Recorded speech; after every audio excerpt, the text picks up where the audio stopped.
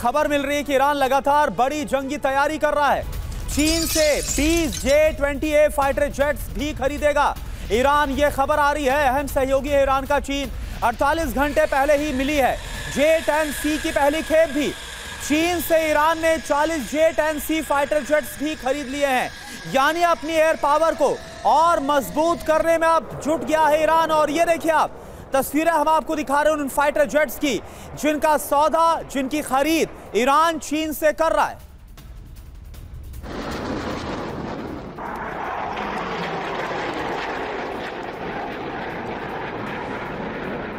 तो ईरान का fighter jet वाला प्लान है। अब ये ईरान चीन से नए फाइटर जेट्स खरीद रहा है। 12 घंटे में 20 J-20A फाइटर जेट खरीदेगा।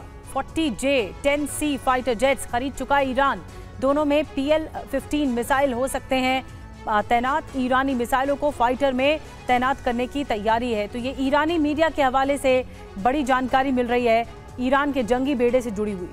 और सवाल यह है कि क्या मुहर्रम खत्म होने के बाद इजराइल भस्म करने की तैयारी ईरान की है? क्योंकि जो खबर मिल रही है वो ये कि चीन से 40 लड़ाकू विमान मंगाए गए हैं। रूस चीन से एयर डिफेंस सिस्टम भी मंगवा लिया गया है।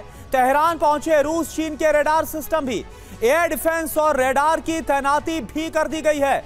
लॉन्चर पर मिसाइल को भी तैनात कर दिया गया है। अपने सभी प्रॉक्सीज को एक्टिव कर दिया गया है। संजय भारद्वाज सर, ये तैयारियां किस लिए? देखिए, ये बात तो साफ साफ है कि जब 12 दिन का वॉर हुआ तो ईरान को ये एहसास हुआ कि कहाँ पे कमजोरी है। तो आपने जो ऐसे जिक्र किया कि एयर पावर में उनका कमज़ोर है, एयर डिफेंस सिस्टम में कमज़ोर है, और निश्चित रूप से चीन के साथ उनके पुराने संबंध रहे हैं, जो जिस तरीके की स्ट्रेटेजिक पार्टनरशिप चीन के साथ ईरान की डेवलप हुई, और ईरान एक तरीके से मिडिल ईस्ट में चीन को एक गेटवे दे रहा है। तो निश्चित रूप से ये जो एक पार्टनरशिप है, डिफेंस पार्टनरशिप दोनों के बीच में, ये इजराइल के लिए एक बहुत बड़ा खतरा है, बहुत बड़ा प्रॉब्लम है। दूसरा, जहां ब्रिक्स की भी बात हुई, ब्रिक्स में आप देखिए ईरान भी मेंबर है और चीन भी मेंबर है। तो बात मान के चलिए कि दो बातें मुझे लगता है ब्रिक्स से निकल के आएगी इन सब, और उसके बाद में ये वॉर आगे बढ़ेगा। पहली बात कि NPT से ये विड्रॉ नहीं करेंगे ईरान। क्यों नहीं करेंगे? मानो ना मानो, कोई ऐसी फोर्सफुल एजेंसी तो है नहीं कि आपको ज़बरदस्ती कहेंगे कि हमको इंस्पेक्शन करने दीजिए। उनको भगा दिया, उनके जो ऑब्जर्वर थे उनको भगा दिया, कोई फ़र्क नहीं पड़ा। लेकिन दूसरी बात, जो स्टेटमेंट आएगा, क्योंकि भारत भी मेंबर है,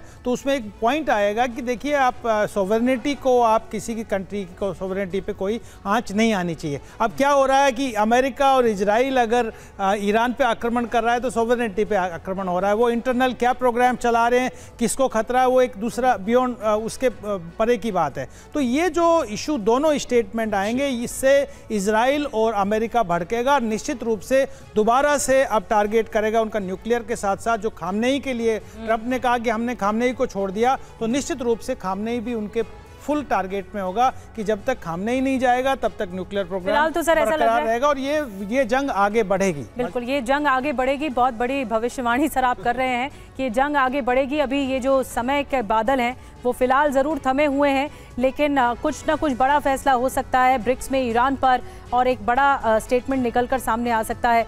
ईरान अपनी जंगी बेड़े को किस तरह से बढ़ा रहा है, कैसे जेट्स बढ़ा रहा है, कैसे मिसाइल बढ़ा रहा है, ये तो हम दिखा ही रहे हैं, लेकिन ब्रिक्स पर भी देखना होगा कि वहाँ से क्या निकल कर आता है रिएक्शन।